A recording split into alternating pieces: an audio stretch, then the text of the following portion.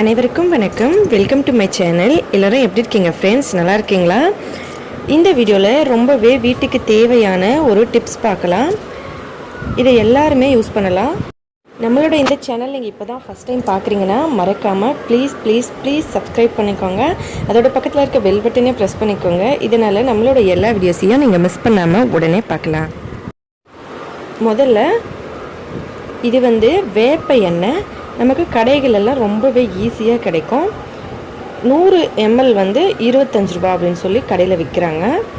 இதை நம்ம வாங்கி எடுத்துக்கணும். இது ஒரு பாட்டில் அளவுக்கு நம்ம வாங்கியிருக்கோம். இந்த மாதிரி தான் இருக்கும் பார்க்குறதுக்கு. இது 12 மாதம் எக்ஸ்பைரி டேட் இருக்குது. அதனால் இது நவம்பரில் 2019 வாங்கினது. இப்போ 2020 யூஸ் பண்ணிக்கலாம். ஏன்னா 1 வருஷம் வரைக்கும் இதுக்கு டைம் இருக்குது. இந்த மாதிரி பார்க்குறதுக்கு இந்த கலரில் தான் இருக்கும். அதுக்கப்புறம் தேங்காய் எண்ணெய் எடுத்துக்கலாம்.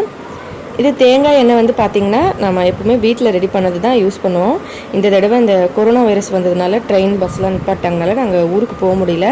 அதனால் காலி ஆகிடுச்சு எண்ணெய். இந்த மாதிரி கடையிலேருந்து வாங்கி வச்சுருக்கோம்.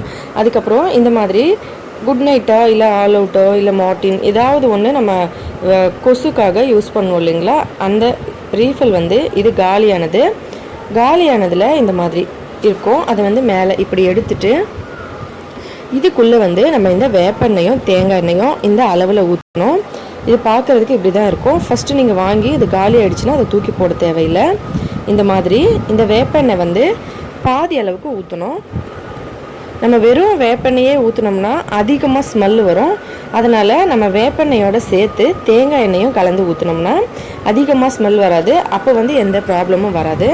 இந்த மாதிரி 3/4 வாசி அளவுக்கு நம்ம வேப்பெண்ணையை ஊற்றிக்கணும். 3/4 வாசி வேப்பெண்ணெய்க்கு ஒரு 1/4 வாசி அளவுக்கு நம்ம தேங்காய் எண்ணெய் சேர்க்கணும். கொஞ்சமாக குழந்தைங்க இருக்கிற வீட்டில் கொசுவத்தி 1 வயசு குழந்தைங்க வரைக்கும் கொசுவத்தி இந்த மாதிரி மிஷின்லாம் யூஸ் பண்ணக்கூடாதுன்னு சொல்லுவாங்க. நம்ம இந்த மாதிரி இயற்கையான தேங்காய் எண்ணெய் வேப்பெண்ணெயில் செஞ்சு யூஸ் பண்ணோம்னா குழந்தைங்க இருக்க வீட்லேயுமே இதை போட்டு நம்ம யூஸ் பண்ணிக்கலாம். இப்போ இந்த ரீஃபில் இந்த மாதிரி வச்சுட்டு அதுக்கப்புறம் அதோட மிஷினை நம்ம இதில் மாட்டிக்கலாம். எப்போவும் எப்படி மாட்டுவோமோ அந்த மாதிரி இதை இந்த மாதிரி மாட்டிட்டு கையை நல்லா சோப்பு போட்டு சுத்தமாக ஒரு தடவை கழுவிக்கோங்க. அதுக்கப்புறம் இதை நம்ம யூஸ் பண்ணலாம். ஏன்னா அது கெமிக்கல். நம்ம ஃபஸ்ட்டு யூஸ் பண்ணது கெமிக்கல். இப்போ நம்ம 2வது யூஸ் பண்ணுறது இயற்கையான பொருள். அதனால் நீங்கள் முதல்ல கையை நல்லா கழுவிக்கோங்க. அதுக்கப்புறம் இந்த மாதிரி நம்ம கரண்ட்டில் இதை சொருவிட்டு ஸ்விட்ச் போட்டோம்னா யூஸ் பண்ணிக்கலாம். நார்மல் மூடு, ஆக்டிவ் மூடு இந்த மாதிரியெல்லாம் அதில் இருக்கும். நம்ம ஆக்டிவ்ன்றது அதிகமாக வரும்னு சொல்லுவாங்க. நம்ம இந்த வேப்பெண்ணையும் தேங்காய்னையும் யூஸ் பண்ணுறதுனால இயற்கையான இதனால நம்ம அதிகமான இதிலே வச்சுக்கலாம். ஒரு கொசு கூட வராதுங்க. இதை ரெகுலராக நாங்கள் வீட்டில் முதல்ல ஒரு வாரம் ஃபுல்லாக ட்ரை பண்ணோம். அதுக்கப்புறம் ஒரு கொசு கூட வரலன்னு பிறகு தான் இந்த வீடியோவை அப்லோட் பண்ணுறோம். இது நல்லா வேலை செய்யுது.